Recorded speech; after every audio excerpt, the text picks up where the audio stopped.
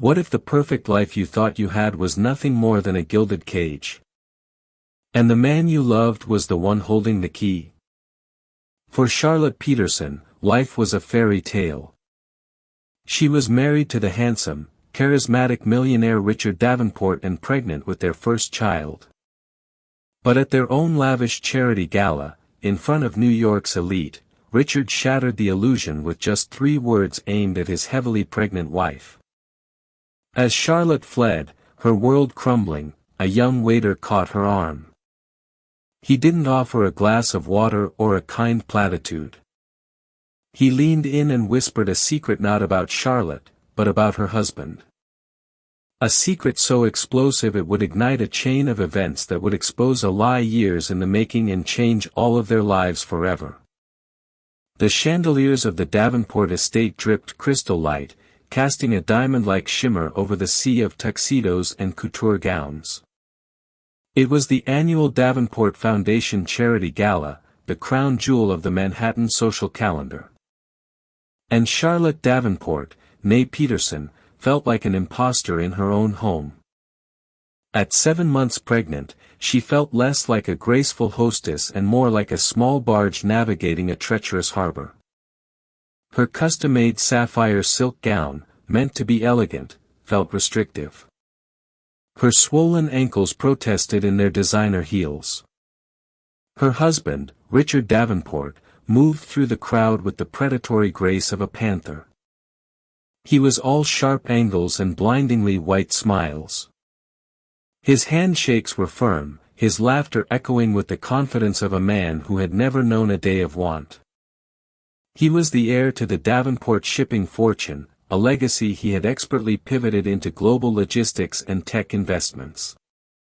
To the world, he was brilliant, generous, and utterly devoted to his lovely wife. Charlotte knew the truth was more complicated.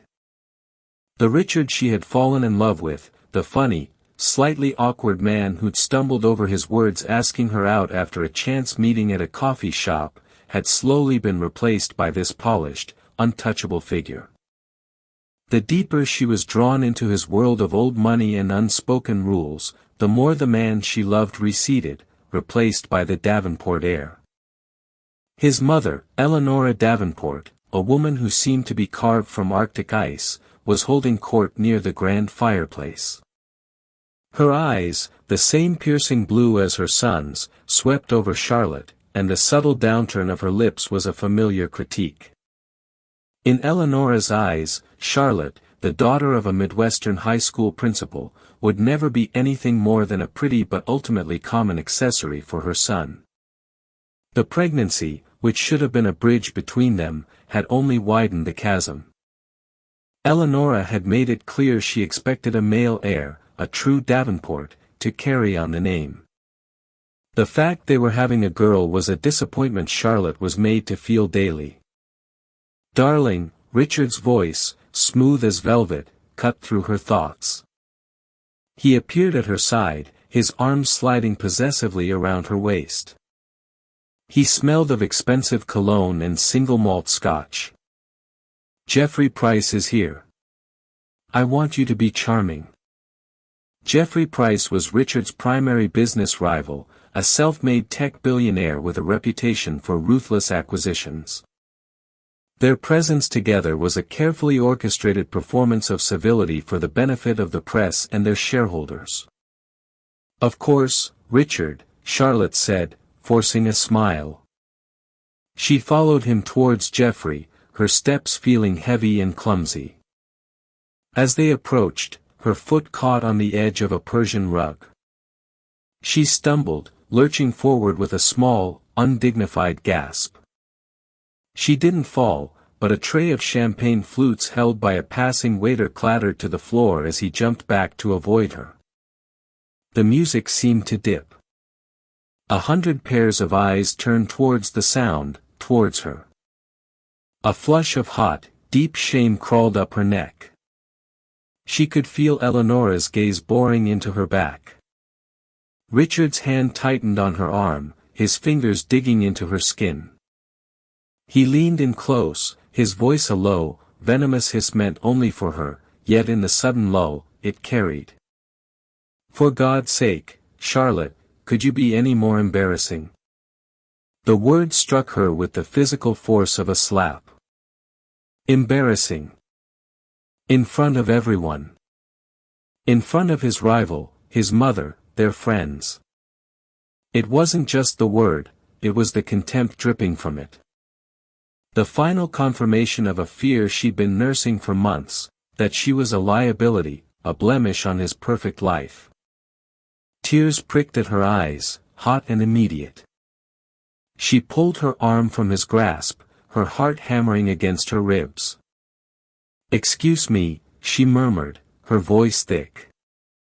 She turned and fled, not looking back, pushing through the stunned clusters of guests.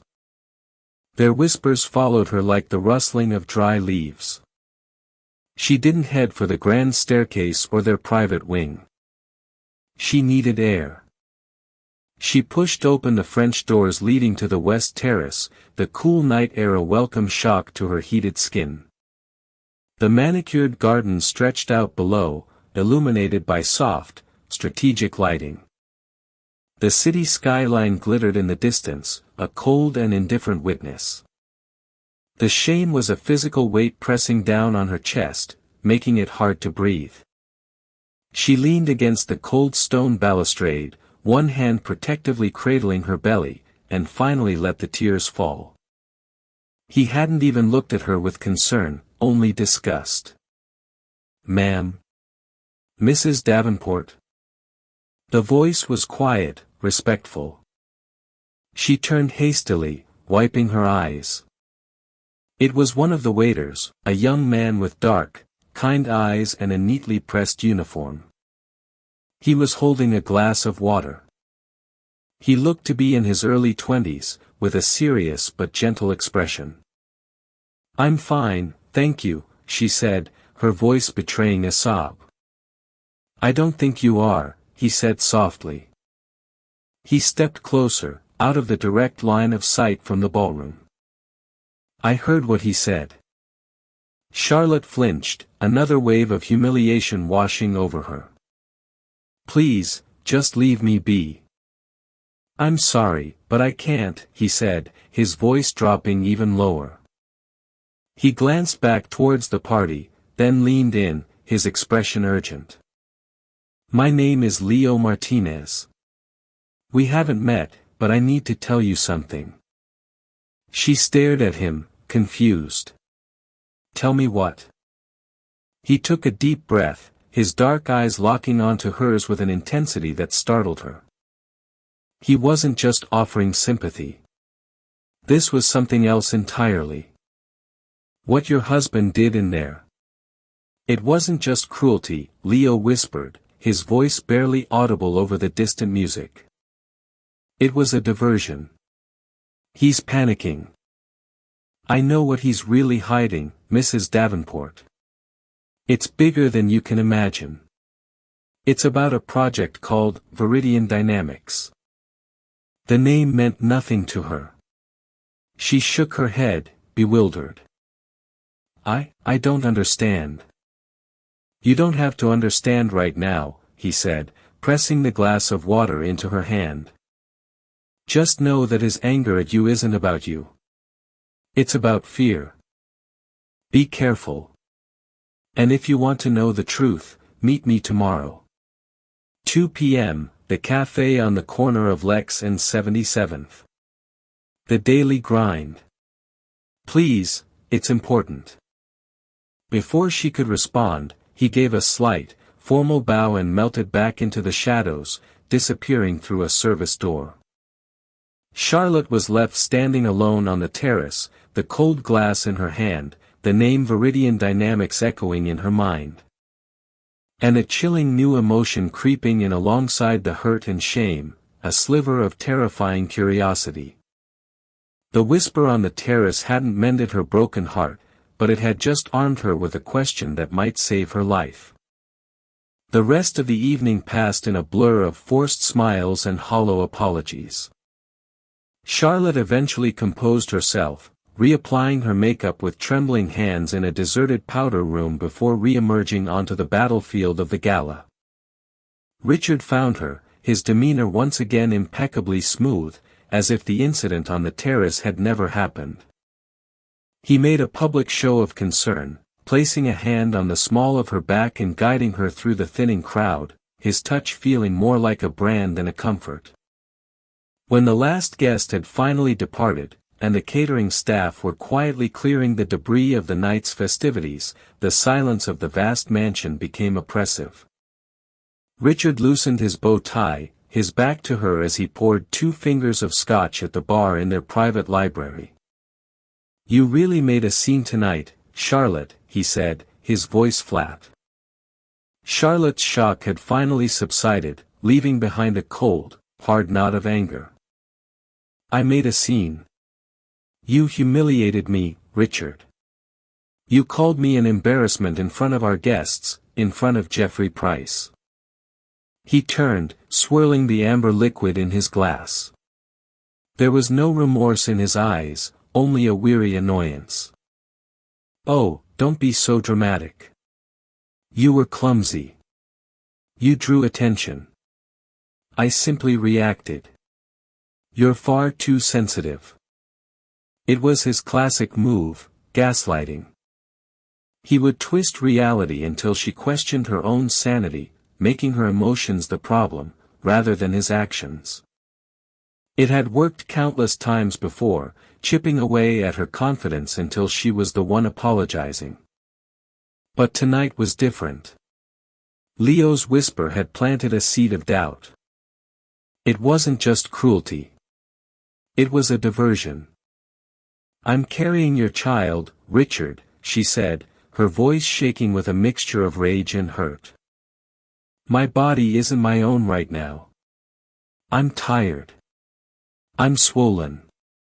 And I stumbled. A husband should offer a hand, not an insult."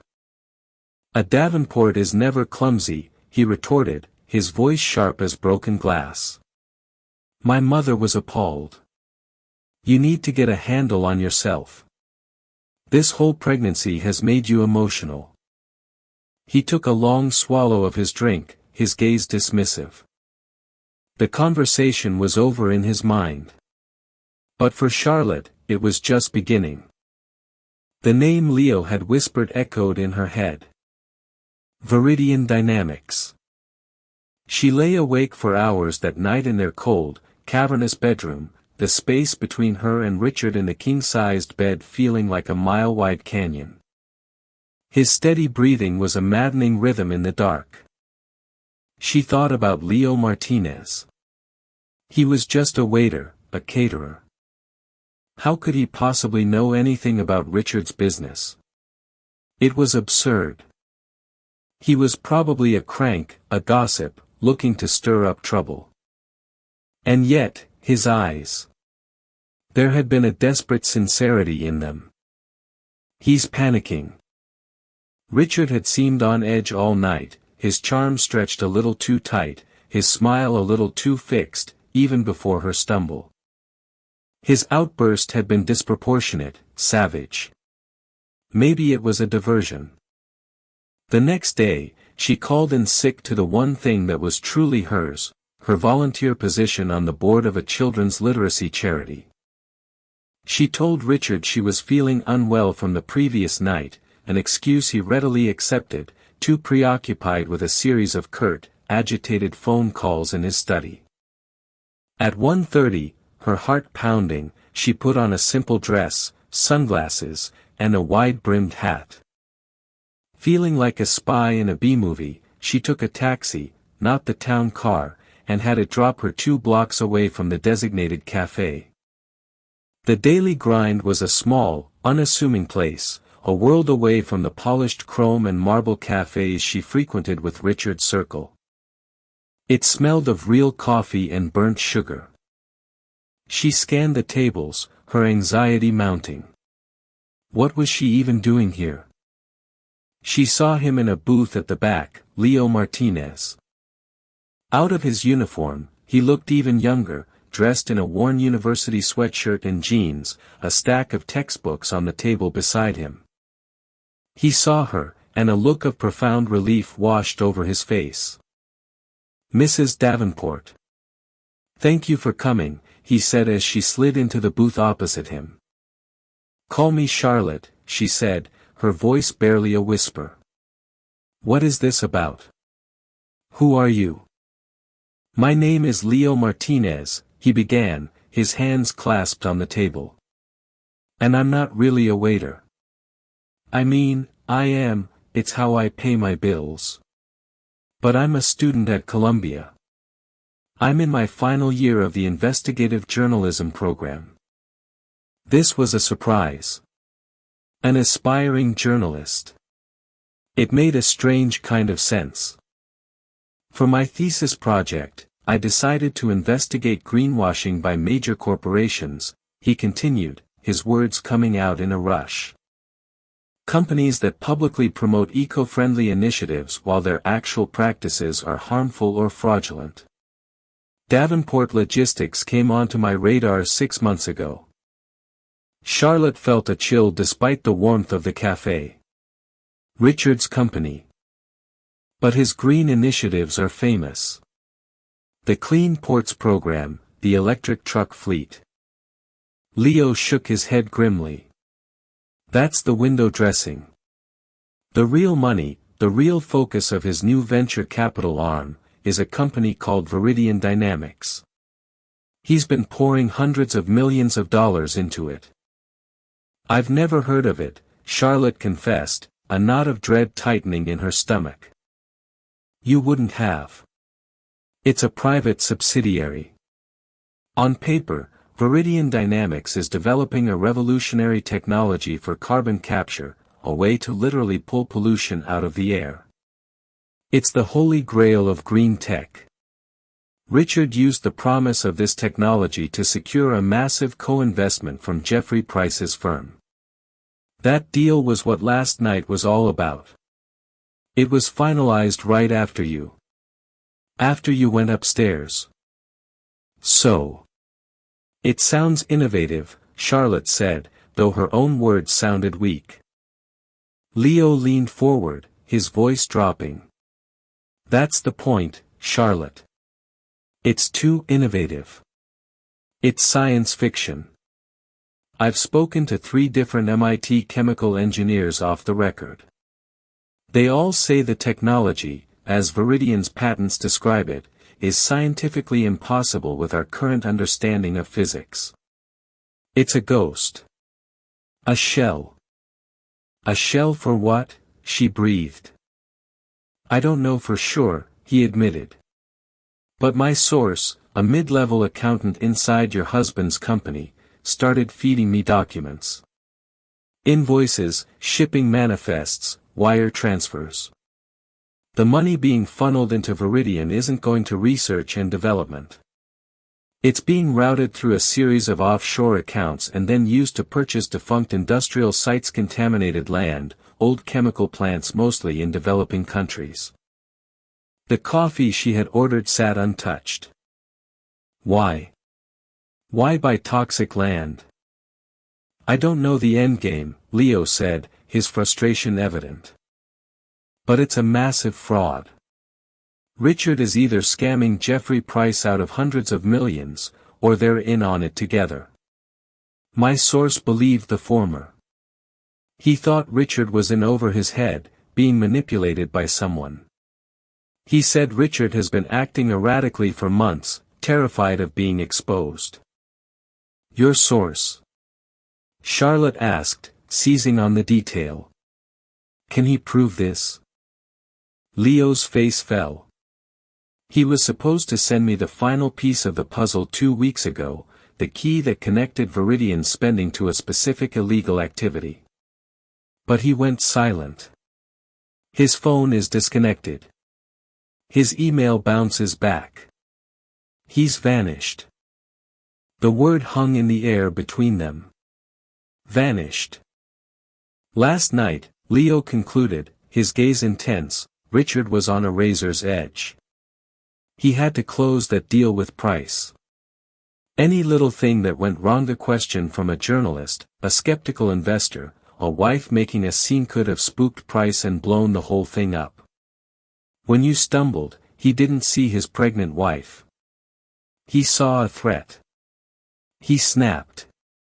His cruelty was a symptom of his terror. Charlotte sat back, the worn vinyl of the booth sticking to her skin. Her mind was reeling. Richard, a fraud, a criminal. It seemed impossible.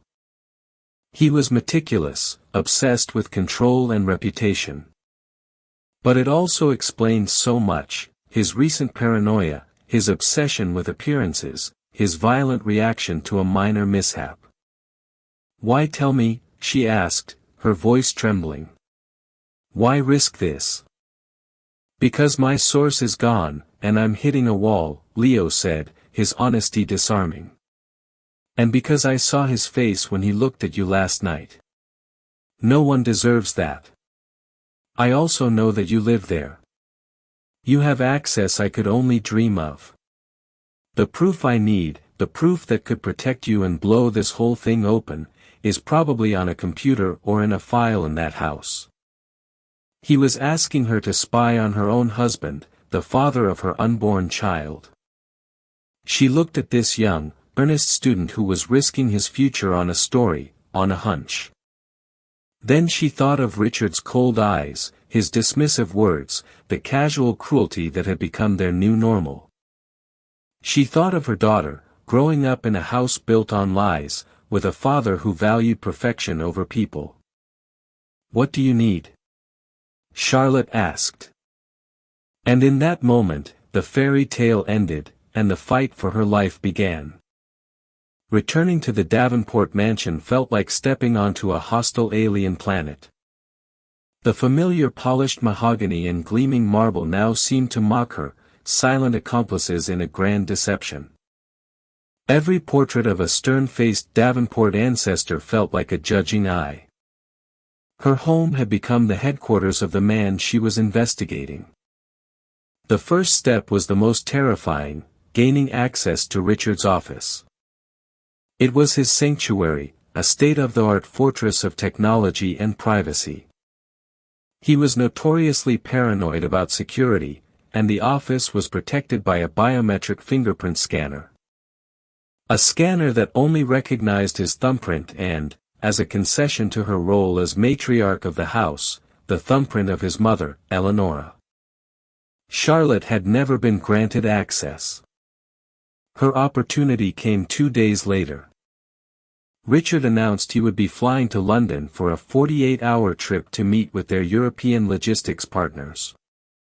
The official reason was business as usual. The real reason, Charlotte now suspected, was to manage the fallout or the next steps of the Viridian scheme. The night he left, Charlotte waited until the house fell into a deep, echoing silence. Even the servants had retired to their quarters. Her heart hammered against her ribs as she approached the thick oak door of his study. She had a plan, one that felt both ingenious and insane. Last Christmas, as a novelty gift, she had given Richard a set of highball whiskey glasses, each etched with a D and his monogram. He used one almost every night, including the night he left. After he'd gone, she'd carefully retrieved the glass from the library, handling it only by the rim. Using a small pouch of fingerprinting powder she'd ordered from a forensic supply website, a purchase that made her feel utterly ridiculous, she dusted the glass. Under the dim light, a perfect, clear thumbprint emerged, whorls and all. She photographed it with her phone, inverted the colors on a photo editing app, and printed it onto a piece of transparent acetate. The next step was the stuff of spy movies she'd once scoffed at. Following a tutorial she'd found in the deep recesses of the internet, she dripped a small amount of wood glue onto the printed fingerprint, letting it spread and dry. After an hour, she carefully peeled it off. She was left with a thin, flexible film bearing a perfect, raised replica of Richard's thumbprint. Her hands shook so violently she could barely hold the film. This was it. This was an act of overt betrayal. There was no going back. Taking a deep, shaky breath, she pressed the fake thumbprint against the glowing red sensor. The light flickered green. A soft click echoed in the silent hallway. The door was unlocked. A wave of adrenaline and nausea washed over her. She slipped inside, closing the door softly behind her. The room smelled of leather and Richard's cologne. It was dark, save for the glow of multiple monitors on his massive desk. She powered on his main desktop computer. Another security barrier, a password. She tried the obvious first, their anniversary, his birthday, his mother's name. Nothing. She thought about his obsession with legacy, with the Davenport name. She typed in the name of the first ship his great-grandfather had ever owned, the Dauntless. The screen blinked and the desktop loaded. She was in. She felt a moment of triumph, quickly replaced by overwhelming dread. Now what? She wasn't a hacker. She was a literature major who volunteered at a children's charity. Leo's words guided her: Viridian Dynamics, offshore accounts, defunct industrial sites. She started with the search bar. Typing Viridian brought up dozens of files. Most were password-protected financial models and encrypted legal documents. She was about to give up when she saw a folder with a simple, innocuous name, Project V, Personal Notes. It wasn't encrypted. She clicked it open. It was a series of personal logs, almost like a diary written by Richard. Her blood ran cold as she began to read. October 12th, spoke with JP today. He's pushing the timeline. Insists the acquisition of the Marinsa site in Bulgaria must be finalized before the Q4 board meeting. He doesn't understand the risk, the exposure. He just sees the money. It's my name on the line. My legacy. November 3rd, the Viridian demonstration for Price's tech team was a success. A complete dog and pony show. The prototype we showed them does nothing more than filter air through a fancy HEPA filter and blow out steam. They bought it.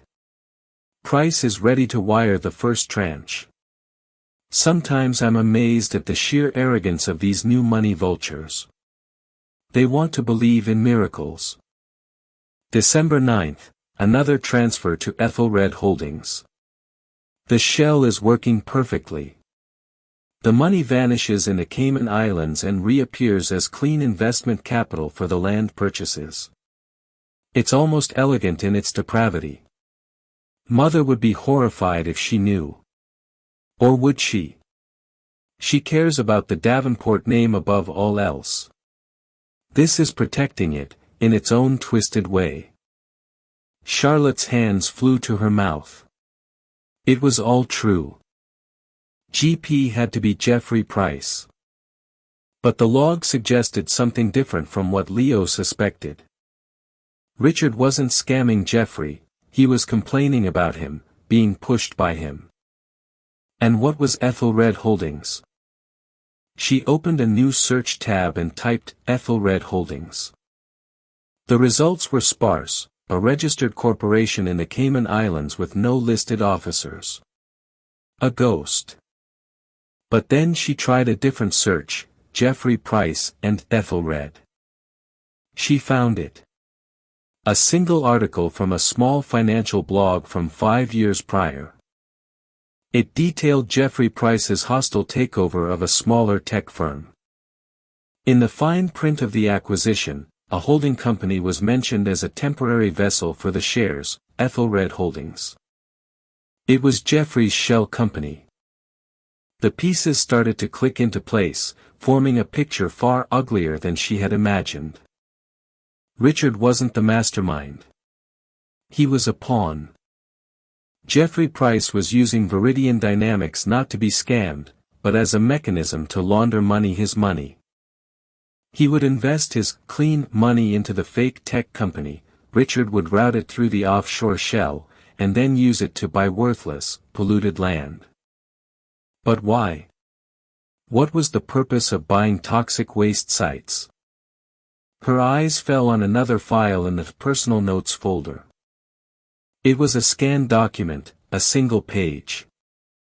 The letterhead was from the Environmental Protection Agency. It was a draft of a new proposed regulation, the Comprehensive Environmental Restoration Act.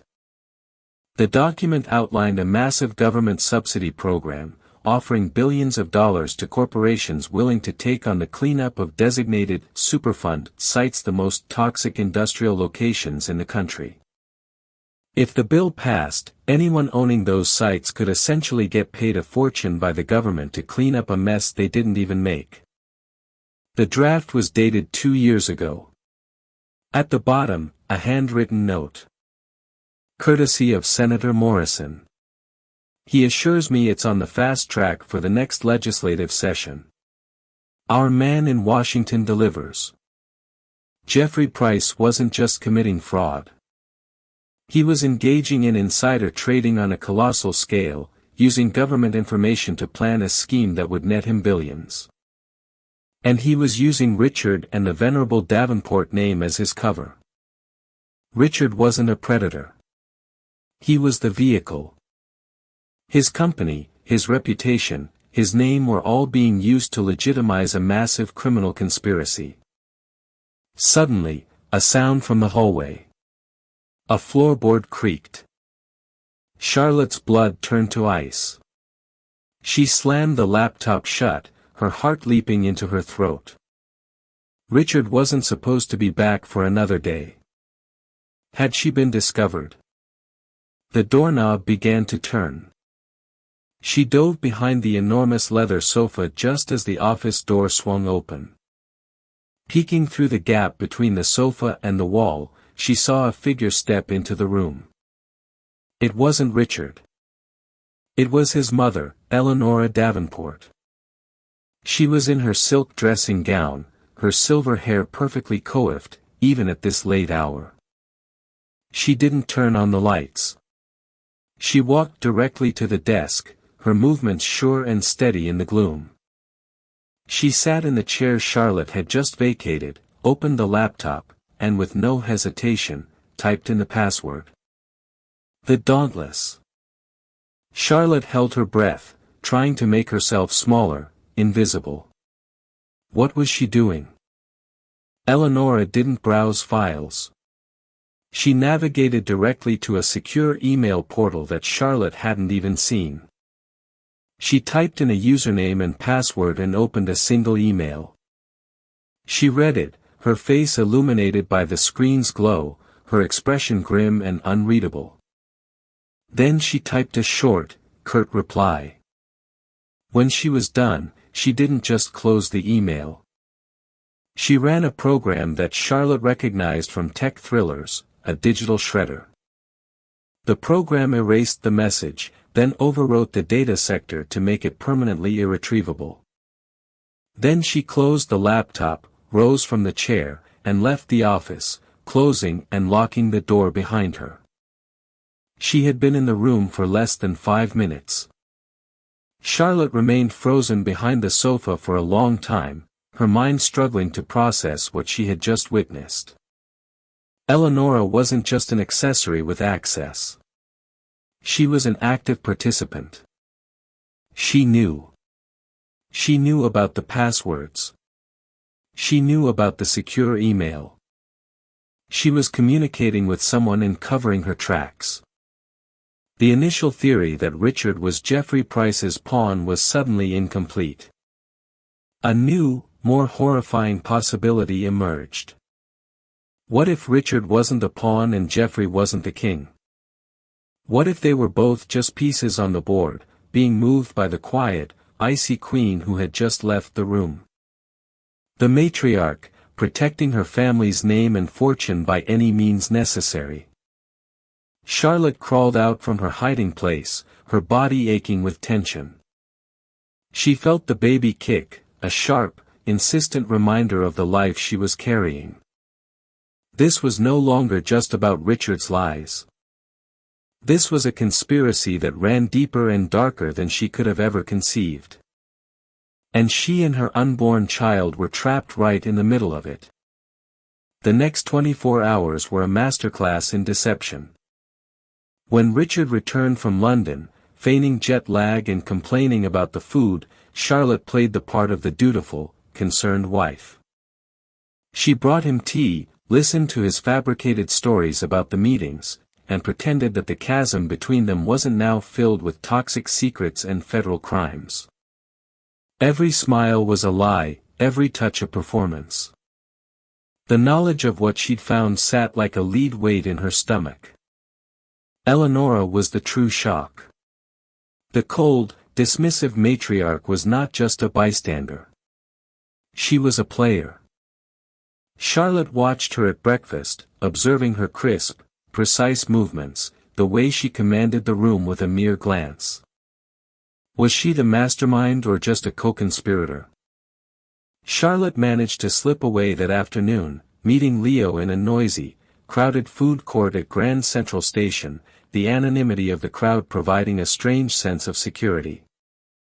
She relayed everything she had found, the personal logs, Jeffrey Price's shell company, the EPA document, and finally, Eleonora's clandestine late-night visit to the office. Leo listened, his expression growing more sober with each revelation. He furiously scribbled notes in a small, worn notebook. "This is bigger than I thought," he said, pushing a hand through his hair. "It's not just corporate fraud. It's a full-blown conspiracy involving government officials. Senator Morrison. He's on the Senate Committee for Energy and Commerce. He'd be in the perfect position to push that legislation through." "But what I don't understand is the dynamic," Charlotte said, twisting a paper napkin in her hands. "Richard's notes make him sound like he's being pressured by Jeffrey. But my mother-in-law's involvement. She despises Jeffrey Price. She sees him as new money vulgar. Why would she be involved in a scheme with him?" "Unless she isn't," Leo mused, his journalistic instincts kicking in. "What if she's running her own game? What if she knows Richard is being strong-armed by Price, and she's communicating with someone else to try and turn the tables? Or maybe she's the one who orchestrated the whole thing to save a failing Davenport empire, and Richard is just the face of the operation." The possibilities were dizzying, each more terrifying than the last. "I need more, Charlotte," Leo said, his voice firm. "The logs are damning, but they're Richard's personal notes. A good lawyer could dismiss them as fantasy or paranoid ramblings. The EPA document is a smoking gun, but we can't prove how Richard got it. We need something concrete. A recorded conversation. A wire transfer that directly links Ethelred Holdings to Davenport Logistics. The key my source was trying to get me." The thought of trying to record her husband or steal more documents made Charlotte feel physically ill. The stress was taking a toll. She was constantly exhausted, and a dull, persistent ache had settled low in her back. Her doctor, Sophie Chen, had warned her to avoid stress, a laughable instruction under the circumstances. That night, the storm broke. They were having dinner in the small, formal dining room, just Charlotte, Richard, and Eleonora. The tension was thick enough to cut with a steak knife. Richard was drinking more than usual, his movements jerky and agitated. Eleonora was a statue of icy composure. "I had a call from Jeffrey Price's office today," Eleonora said, her voice cutting through the silence. "His CFO had some questions about the last capital call for Viridian. They're getting nervous." Richard slammed his fork down on his plate. I told you his people were accountants, not visionaries. They don't understand the timelines for this kind of disruptive tech. I'm handling it. Are you, Richard? Eleonora's voice was soft but laced with steel. Because from where I'm sitting, it looks like Jeffrey is holding the leash. And you're just learning to heal. This was supposed to restore our family's position, not make us a subsidiary of a vulgar upstart. It's working, Richard hissed, his face flushing with anger and wine. The plan is working. You wanted the Davenport name to be solvent again, didn't you? This is the price. A sharp pain shot through Charlotte's abdomen, making her gasp. Both Richard and Eleonora turned to look at her, their private war momentarily forgotten. What is it? Richard asked, his tone more irritated than concerned. It's nothing, I'm fine, she stammered. But another, stronger contraction seized her. It felt like her entire body was being squeezed in a vice. She cried out, clutching her belly. This was not the dull ache from before. This was real. This was happening. The baby, she gasped, her eyes wide with fear. I think it's coming. Panic finally broke through Richard's self-absorbed fury. He shot up from his chair, his eyes wild. Even Eleonora's glacial composure cracked, a flicker of alarm in her eyes. The next hour was a chaotic blur of calling the doctor, Richard shouting at the driver, and the surreal experience of being rushed to the hospital with Eleonora sitting silently in the front seat, her face a mask of grim determination. They placed Charlotte in a private birthing suite at Lenox Hill Hospital, the sterile white room a stark contrast to the oppressive luxury of the mansion. Nurses and doctors moved in and out, their voices calm and professional, a small island of order in her sea of chaos. Her contractions were coming hard and fast. She was in premature labor. Through the haze of pain and fear, she watched Richard. The anger and arrogance had been stripped away, leaving behind a man she hadn't seen in years. He was pale, terrified, and utterly lost. He held her hand, his grip clumsy and desperate. He wiped her brow with a cool cloth, his movements uncertain. He looked at the monitors tracking the baby's heartbeat with a raw fear that was undeniably real. I'm sorry, Lottie, he whispered during a lull between contractions, using a nickname he hadn't used since they were first dating. I'm so sorry for everything. His apology, coming at this moment of extreme vulnerability, complicated everything. The man she was trying to expose, the criminal, the liar, was also the terrified father of her child, looking at her with genuine remorse in his eyes. Hours later, after a grueling labor, the climax arrived not with an explosion, but with a cry.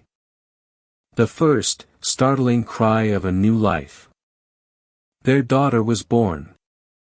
Small, premature, but breathing on her own. As the nurse placed the tiny, wailing bundle on Charlotte's chest, a wave of love so fierce and protective washed over her that it eclipsed everything else. She looked at her daughter's perfect, scrunched-up face and knew she would burn the world down to keep her safe. Richard stood by the bedside, tears streaming down his face, a broken and humbled man. She's perfect, he sobbed. Later that evening, after the baby had been taken to the NICU for observation and Charlotte was finally alone in the quiet of her room, he came back in. He sat in the chair by her bed, his expensive suit rumpled, his face etched with exhaustion. We need to talk, he said, his voice hoarse. Charlotte, drained but resolute, looked at him. The love for her daughter had forged her fear into steel. Yes, Richard. We do. What you said, about me humiliating you. You were right, he started, his voice cracking. The things I've said, the way I've been. It's monstrous. There's no excuse. But there is a reason. He took a deep breath, looking like a man about to leap from a cliff. The Davenport fortune. It's a myth, Lottie. It's been gone for years. My father made a series of catastrophic investments. He hid it well, but by the time he died, we were leveraged to the hilt. We were drowning. Charlotte listened, her heart pounding. My mother. She couldn't accept it. The shame of it. We were on the verge of ruin. Then Jeffrey Price came to us. He knew about our situation. He's made a career out of sniffing out weakness. He offered a lifeline, an investment. But it came with a price. He looked her straight in the eye, his own filled with self-loathing. Viridian Dynamics was his idea. The whole scheme, the fake tech, the land purchases, the government bill. He said it was the only way to generate enough capital to make us solvent again, quickly and quietly. He wasn't scamming me. He was blackmailing me, using the threat of our financial ruin to force me into being his partner in crime. My name gave him the legitimacy his reputation couldn't buy.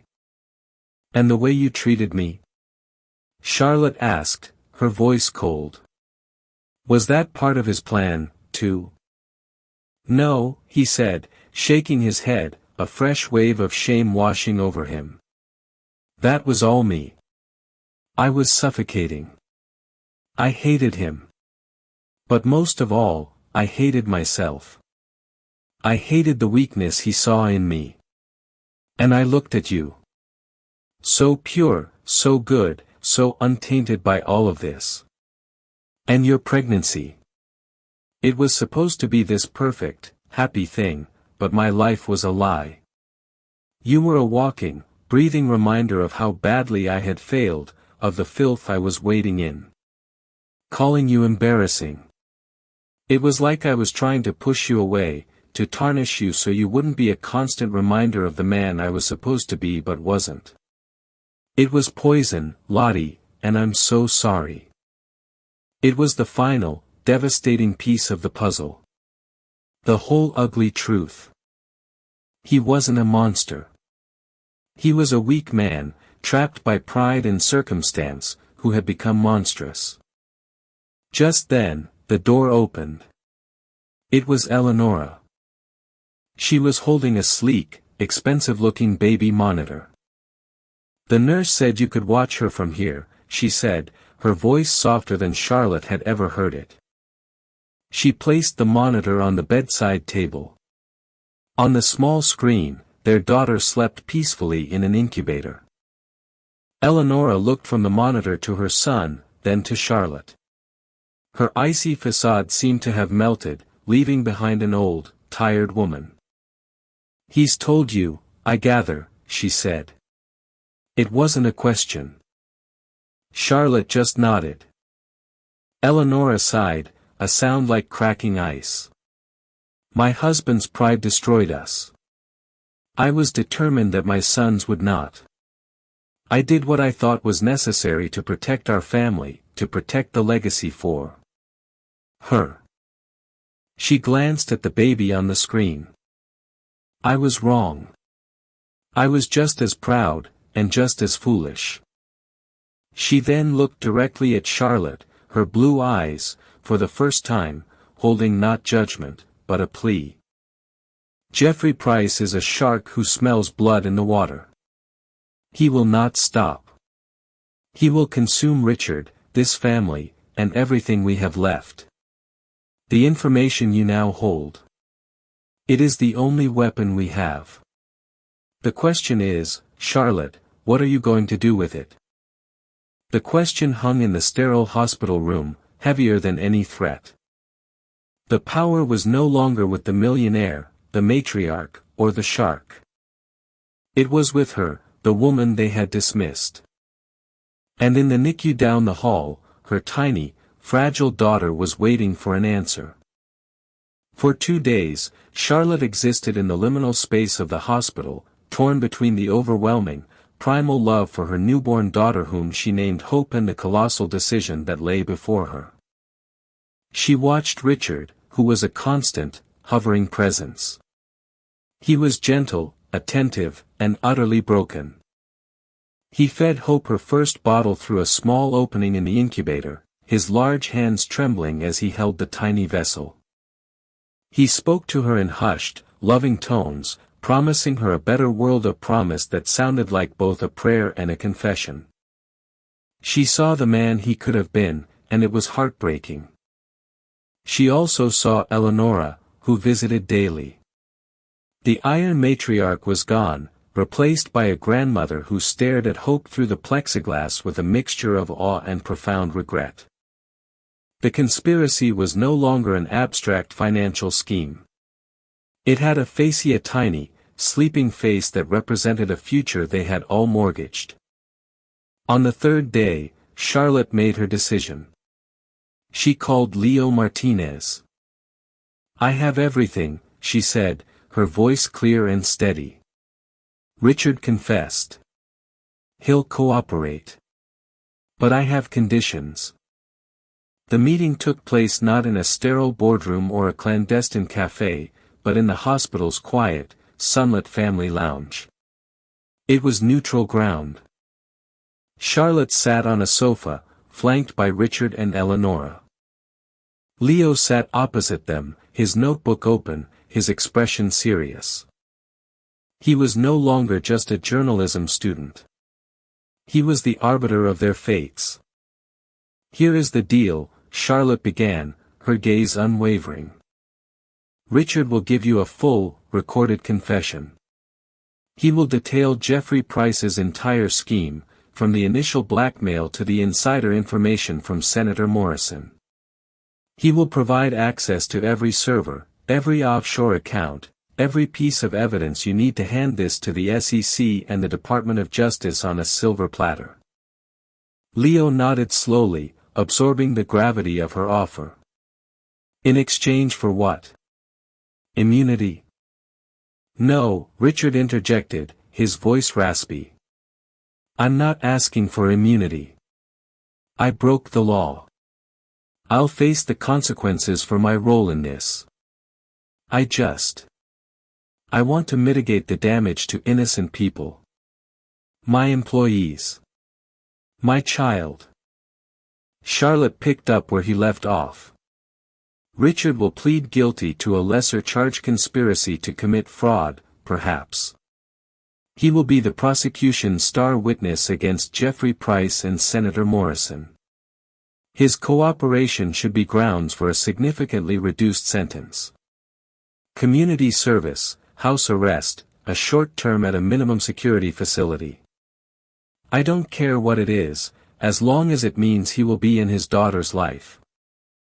She then turned her gaze to Eleonora. "And she will cooperate fully as well, detailing her knowledge of the cover-up." Eleonora inclined her head, a silent, dignified assent. "Furthermore," Charlotte continued, her voice hardening, "the Davenport assets will be liquidated. The mansion, the art, the cars, everything. A significant portion will be used to create a restitution fund for any investors harmed by this. The rest will be placed into a legally ironclad, independently managed trust. The sole beneficiary of that trust will be my daughter, Hope. Richard and Eleonora will have no control over it. None." It was a complete dismantling of the Davenport empire. A controlled demolition designed not to obliterate, but to rebuild something new and clean from the ashes. "And you, Leo," Charlotte said, looking at the young man who had started it all. "You get the story. The exclusive. The story of a lifetime that will expose Price and a corrupt senator and launch your career into the stratosphere. You just have to tell it right. You have to tell the whole truth, including the part about a man who made a terrible mistake and, in the end, chose to rectify it. Leo was silent for a long moment, his pen still. He looked from Richard's desperate face to Eleanora's resigned one, and finally to Charlotte's steely resolve. "Okay," he said finally. "Okay, I can do that." The months that followed were a whirlwind of legal proceedings and public disgrace. Leo's story, published in a major national magazine, was an explosive bombshell. The Viridian Ghost, how a tech mirage nearly triggered a financial meltdown, sent shockwaves from Wall Street to Washington, D.C. Jeffrey Price was arrested at his Hamptons estate, his blustering denials crumbling in the face of the overwhelming evidence Richard provided. Senator Morrison resigned in shame before being indicted. The media frenzy was intense, but as promised, Leo's narrative painted Richard not as a master villain, but as a flawed, tragic figure who ultimately chose redemption. His cooperation earned him a plea deal, 18 months in a minimum security federal prison. Eleanora received 2 years of probation. The Davenport name was dragged through the mud, but in the end, it stood for something new, a painful, public atonement. 1 year later, Charlotte sat on a comfortable sofa in a bright, airy 3-bedroom apartment on the Upper West Side. The sun streamed through the large windows, illuminating the happy chaos of toys scattered on the floor. The space was a fraction of the size of the Davenport mansion, but it felt 1,000 times more like a home. In a playpen, 1-year-old Hope stood up, holding on to the railing, and babbled happily. She was a healthy, thriving child, blissfully unaware of the storm she had been born into. Charlotte was no longer Mrs. Davenport. She had taken back her maiden name, Charlotte Peterson. She was a board member of 2 different children's charities now, her work feeling more meaningful than ever. The trust fund ensured her and Hope's financial security, but she was building a life that was entirely her own, on her own terms. She was sorting through the mail when she saw a familiar, elegant handwriting on one of the envelopes. It was from Richard. He wrote every week from prison. His letters were no longer filled with frantic apologies, but with quiet reflections. He wrote about the books he was reading, the therapy sessions he was attending, and most of all, about Hope. He asked about her favorite foods, her first words, her funny little habits. He was piecing together a picture of the daughter he was desperate to know, to be worthy of. She opened the letter. It was short. Lottie.